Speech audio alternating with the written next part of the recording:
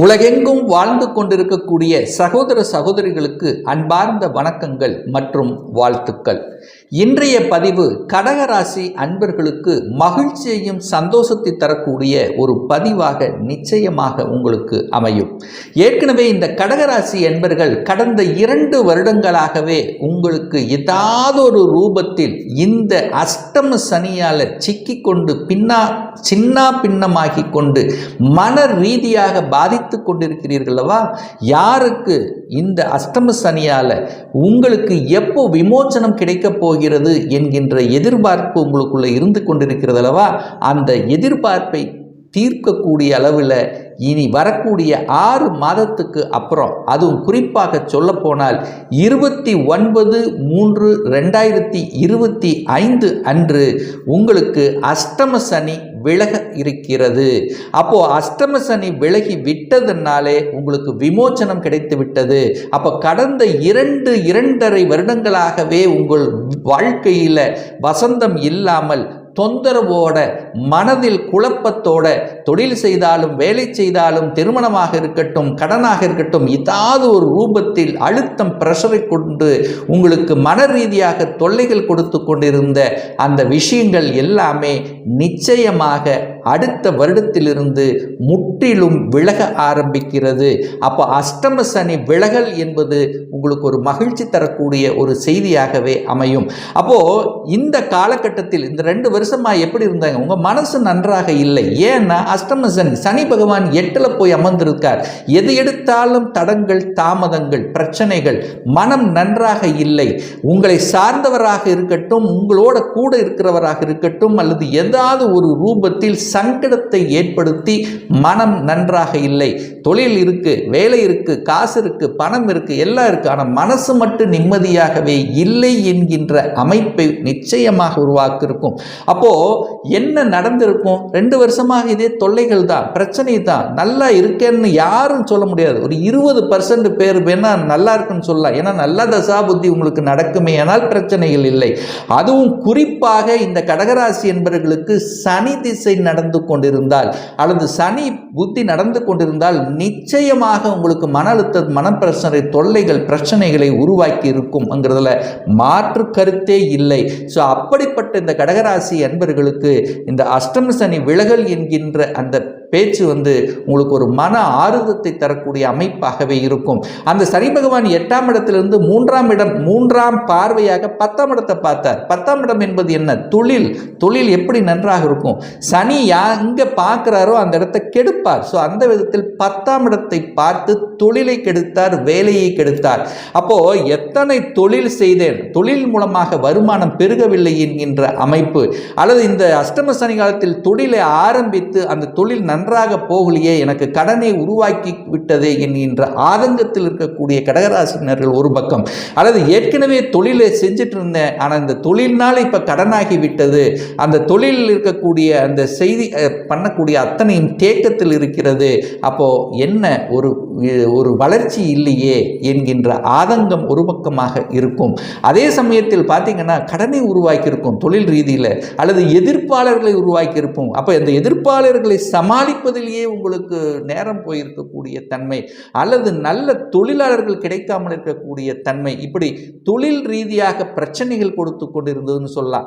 அல்லது ஒரு சிலருக்கு பார்த்தீங்கன்னா வேலையில் இருக்கிறவங்களுக்கு வேலை நிம்மதியாக இல்லை. இந்த அஷ்டம சனி காலத்தில் இந்த 2 வருடத்தில் எத்தனை இடத்துல இடமாற்றம் நடந்தேன், ஆனால் நான் நல்ல வேலை செஞ்சேன், அந்த வேலை செஞ்சாலும் இந்த உழைப்புக்கேற்ற ஊதியம் இல்லை என்கின்ற ஒரு சிலர் ஒரு பக்கமாக இருந்திருக்கும். அல்லது மேலதிகாரிகளுடைய பகை சம்பாதிக்கக்கூடியதாக இருக்கலாம், எதிர்ப்பாளர்கள் இருக்கலாம். ஆனால் ஏதோ ஒரு விதத்தில் வேலை நன்றாகவே இல்லை, வேலை மாறிவிடலாம் என்கின்ற அந்த தன்மை இருக்கு. அப்போ வேலையினால நிம்மதி இல்லை என்று சொல்லலாம். அல்லது அந்த வேலை சார்ந்த விஷயத்தில் பார்த்தீங்கன்னா நற்பலன் கிடைக்கல அப்படின்னு சொல்லலாம். ப்ரமோஷன் தடைப்பட்டு கொண்டிருந்தது, இடமாற்றம் நடைபெற்று கொண்டிருந்தது. ஸோ இந்த மாதிரியான கஷ்டத்தில் இருக்கக்கூடிய கடகராசி அன்பர்களுக்கு விமோச்சனம் இன்னொரு 6 மாதத்தில் நடக்க இருக்குது அப்படிங்கிற மகிழ்ச்சியான செய்தியை இந்த இடத்துல நான் சொல்கிறேன். அதே சமயத்தில் பார்த்தீங்கன்னா உங்களுடைய 2ஆம் இடத்தை அந்த சனி பார்த்தார். 2ஆம் இடம் என்ற என்ன? தனம், குடும்பம், வாக்கு, இந்த 3 விஷயத்தில் பாதிக்கப்பட்டிருக்குன்னு சொல்லலாம். நிறைய கடகராசி என்பர்கள் குடும்பம் பாதிக்கப்பட்டிருந்தது. இந்த அஷ்டம சனி காலத்தில் கணவன் மனைவிக்குள்ளேயே பிரச்சனையை கூட உருவாக்கியிருந்தது. ஒரு நல்ல அந்யோன்யத்தை கொடுக்கலன்னு சொல்வேன். ஒரு ஈகோ, சின்ன சின்ன விஷயத்துக்கு சண்டை சச்சரவுகளை உருவாக்கிட்டு இருந்தது. அப்போ குடும்பம் நன்றாகவே இல்லை. குடும்பம் இருந்தாலும் அங்கே ஒரு குறை என்பது இருந்து கொண்டே நிச்சயமாக இந்த கடகராசி என்பவர்களுக்கு இருக்குங்கிறது தான் அமைப்பு. ஏன்னா கணவன் மனைவி சார்ந்த விஷயத்தில் தொந்தரவு. நீங்கள் 2 பேரும் நல்லா இருந்தாலும் மற்றவர்களால் உங்களுக்கு ஒரு பாதிப்பு, குடும்ப விஷயத்தில் பாதிப்பு, அல்லது கணவன் ஒரு சைடு இருப்பாங்க, மனைவி ஒரு சைடு இருப்பாங்க, வேலை ரீதியிலாக தொழில் ரீதியில் 2 பேரும் ஒன்று கூட முடியாத தன்மை. இந்த மாதிரியான குடும்ப சார்ந்த விஷயத்தில் சில பல உங்களுக்கு அனுகூல மேன்மைகளை கொடுக்க முடியாமல் தவித்து கொண்டிருக்கக்கூடிய கடகராசினர் ஏராளம் அப்படின்னு சொல்லலாம். அதே சமயத்தில் பண விஷயத்தில் ஏமாந்தவர்கள் நிறைய பேர் இருப்பாங்க. பணம் கொடுத்து ஏமாந்தவர்கள், கொடுத்த பணம் ரிட்டர்ன் ஆகலை, 1 மாதத்தில் திருப்பி கொடுத்துட்ற, பணம் கொடுங்கன்னு சொல்லி வாங்கினவங்க திருப்பி கொடுக்கல. இதனாலேயே மன கஷ்டம், மன பாதிப்பை ஏற்படுத்தி கொண்டிருக்கிறது. அப்போ பண ரீதியிலும் பிரச்சனை இருக்குது. பணம் ஒரு இடத்துல போய் லாக் ஆகி விட்டது, அல்லது பணத்தை முதலீடு போட்டு அந்த முதலீடு சார்ந்த விஷயங்கள் அங்கே தேக்கமாக இருக்கிறது. இல்லை டாக்குமெண்ட், ஒரு இடத்தை வாங்கின அந்த இடத்தின் மூலமாக டாக்குமெண்ட் வில்லகமாக இருக்கிறது. ஸோ இந்த மாதிரி ஏதாவது ஒரு ரூபத்தில் ஒரு தொந்தரவை கொடுத்து கொண்டிருக்கக்கூடிய காலகட்டமாக இந்த 2 வருடங்கள் 80% கடகராசினருக்கு அமைது அப்படின்னு சொல்லுவேன். அதே சமயத்தில் வாக்குஸ்தானம் கூட கெட்டிருந்தது. தன்னுடைய வாக்கை யாரும் கேட்கல. தன்னை பற்றி ஏதாவது ஒரு விதத்தில் உபத்திரம் சொல்லி கொண்டிருந்தவர்கள் ஏராளம். தன் பேச்சை கேட்கல, குடும்ப நபர் கேட்கல, நண்பர்கள் கேட்கல, நண்பர்களை விட்டு பிரிந்தவர்கள் நிறைய தன்மையாக இருக்கலாம், நண்பர்கள் கூட இருந்து துரோகம் செய்தவர்கள் நிறைய பேராக இருக்கலாம். ஸோ இந்த மாதிரி வாக்கு சார்ந்த விஷயத்திலும் நமக்கு தொல்லைகளை கொடுத்து கொண்டிருக்கக்கூடிய இந்த கடகராசி என்பவர்களுக்கு நிச்சயமாக இனி வரக்கூடிய ஒவ்வொரு மாதமும் உங்களுக்கு ஒவ்வொரு ஸ்டெப்பாக ஏறு முகம்தான் என்கின்ற அமைப்பில் நாங்கள் ஸ்ட்ராங்காக சொல்கிறேன். அதே சமயத்தில் 5ஆம் இடம் பாதிக்கப்பட்டது, பூர்வ புண்ணியம் பாதிக்கப்பட்டது, பூர்வீகத்தில் தொந்தரவாக இருந்தது, பூர்வீகம் சார்ந்த பிரச்சனைகள் இருந்தது, ஒரு சொத்து பிரச்சனை, பாக பிரச்சனை தீர்க்கப்பட முடியாமல் இருந்தது, சகோதர சகோதரிகளுக்கு கருத்து வேறுபாடுகளை தோற்றுவித்தது, தகப்பனாருக்கும் உங்களுக்கும் சில இடைவெளிகளை ஏற்றுவித்தது.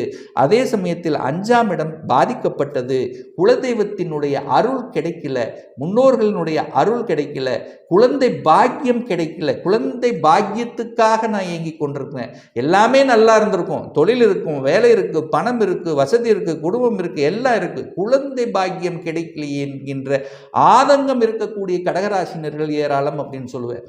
அப்போ ஏதாவது ஒரு ரூபத்தில் நான் சொல்ல வேண்டியது என்ன, ஒரு ரூபத்தில் உங்களுக்கு மனம் நன்றாக இல்லை, அதை நோக்கிய கஷ்டங்கள் உங்களை சுற்றி கொண்டிருந்தது.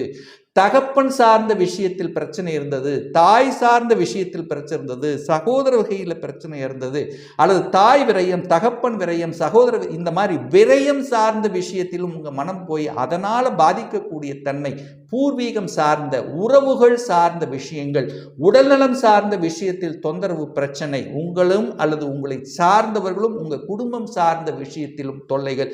ஸோ இப்படி, அல்லது குழந்தைகள் பார்த்தீங்கன்னா என் பேச்சை கேட்கல, குழந்தைகள் ஆசைப்பட்ட அந்த கோர்ஸ் படிக்க முடியல, அதனால தடங்கள், இப்படி ஏதாவது ஒரு ரூபத்தில் மனவேதனை, துக்கம், துயரம், அசிங்கம், அவமானம், இப்படி சிக்கிக் கொண்டு தவித்து கொண்டிருக்கக்கூடிய கடகராசி என்பவர்களுக்கு விமோச்சனம் தரக்கூடிய வகையில் அடுத்த வருடம் 2025 நீங்கள் நன்றாக இருக்க போறீங்க அப்படின்னு சொல்றேன். எப்போ இந்த அஷ்டம சனி விலகலுக்கு அப்புறம். திருமணம் நடக்கல, ஏன்னா சனி பகவான் தான் உங்களுக்கு திருமணம் நடத்தி கொடுக்கக்கூடியவர். அந்த சனி பகவான் 8ஆம் இடத்தில் அமர்ந்திருக்கார். அப்போ 7ஆம் அதிபதி 8ஆம் அதிபதியாக இருக்கிறதுனால இனி வரக்கூடிய காலங்கள் இந்த அக்டோபர் மாதத்திலிருந்தே உங்களுக்கு திருமணம் சார்ந்த சுப காரியங்கள் நடக்கக்கூடிய வாய்ப்புகள், சந்தர்ப்பங்களை நிச்சயமாக உருவாக்கும். என 2 வருடங்களாக எத்தனை வரன் பார்த்தோம், வரன் அமையல. ஒரு சிலருக்கு திருமணம் நடந்தது, திருமணம் நடக்கலன்னு சொல்ல, திருமணம் நடந்தது. ஆனால் நடந்தால் கூட 2 பேரும் பார்த்தீங்கன்னா ஒரு அன்னோனியம்ங்கிறது இல்லாமல் கொஞ்சம் ஒரு 20% தடங்களை கொடுத்து கொண்டிருந்தது. ஏன்னா திருமணம் நடந்து கணவன் ஒரு சைடு மனைவி ஒரு சைடு வேலை பார்க்கக்கூடிய விஷயத்தில் இருக்கலாம், சில கருத்து வேறுபாடுகள் தோன்றிருக்கலாம், இப்படி ஏதாவது ஒரு ரூபத்தில் தொல்லைகள் கொடுத்து கொண்டிருந்தது. ஒரு சிலருக்கு திருமணமே நடக்கல, 2 வருஷமா நான் வரனை பார்த்துட்டு இருக்கிறேன், செட்டே ஆகலை, நல்லதுதான் அப்படின்னு நினைச்சுக்குங்க. அது நல்லதுதான்ங்கிறது நினைப்பது உங்களுடைய பெருந்தன்மை. ஏன்னா அப்படி நடந்திருந்தாலும் ஏதாவது ஒரு தொல்லைகளை கொடுத்திருப்பார்கள் அப்படிங்கிறத அமைப்பின் அடிப்படையில் இனி வரக்கூடிய இந்த அக்டோபர் மாதத்திலிருந்து இந்த கடகராசி அன்பர்கள் புத்துணர்வு பெறக்கூடிய அமைப்பில், அதாவது தன்னம்பிக்கை பெறக்கூடிய அமைப்பில் இருக்க போறீங்க. இதுவரைக்கும் தன்னம்பிக்கையே இல்லை, எதை எடுத்தாலும் தடை, எதை எடுத்தாலும் தொந்தரவு, இந்த மாதிரி இருந்தது அல்லவா? இப்போ உங்கள் முயற்சிகள் பலிக்கக்கூடிய தன்மை, அதாவது ஏறுமுகம்தான், ஒவ்வொரு படிக்கற்களாக ஏறப்போறீர்கள். இந்த அக்டோபர் மாதத்திலிருந்து நீங்கள் தொட்டது துளங்கக்கூடிய, அதாவது அடுத்த நிலைக்கு உங்கள் டார்கெட்டை நோக்கி ரீச் பண்ணக்கூடிய தன்மை, உங்களுடைய புத்திசாலித்தனம் மெருகேற்றக்கூடிய தன்மை. இந்த 2 வருடத்தில் நீங்கள் யார், உங்கள் உறவுகள் எப்படி, பணம் அதனுடைய இம்பார்ட்டன்ட் என்ன, தொழில் ரீதியாக எத்தனை பேர் கூட இருந்தே குளிப்பறித்தார்கள், அப்போ தொழில் எப்படி இருக்கு, எந்த இடத்தில் நான் விட்ட, எந்த இடத்தில் நான் கோட்டை விட்ட, எங்க, இந்த மாதிரி நிறைய அனுபவ பாடங்களை கற்றுக் கொடுக்கக்கூடிய ஒரு காலகட்டமாக நிச்சயமாக அமைந்திருக்கும். இனி வரக்கூடிய 6 மாதங்கள் அந்த அனுபவத்தை வைத்துக்கொண்டு உங்களுக்கு ஒரு நல்ல ஸ்ட்ராட்டஜி பிளான் வகுத்து திறம்பட செய்யக்கூடிய ஒரு நல்ல காலகட்டமாக ஆரம்பித்து அடுத்த வருடம் 2025 உங்களுக்கு எதையெல்லாம் இழந்தீர்களோ, எதையெல்லாம் எந்தெந்த விஷயத்துக்காக மன கவலைப்பட்டு கொண்டிருந்தீர்களோ அது அத்தனையும் நினைத்த காரியங்கள் செயலற்றக்கூடிய தன்மை. 2 வருடங்களாக அரசாங்க வேலை, அரசாங்க எக்ஸாம் எத்தனை எழுதியிருந்தீங்களோ, நூலிலையில் தவற விட்டு கொண்டிருந்த கடகராசினர்கள் ஏராளம் அப்படின்னு சொல்லுவேன். ஸோ அத்தனையும் இழந்ததை அத்தனையும் மீட்டெடுக்கக்கூடிய ஒரு நல்ல காலகட்டமாக இந்த 2025 அமையுங்கிறதுல எந்தவித மாற்று கருத்தும் இல்லை இந்த கடகராசி அன்பர்களுக்கு.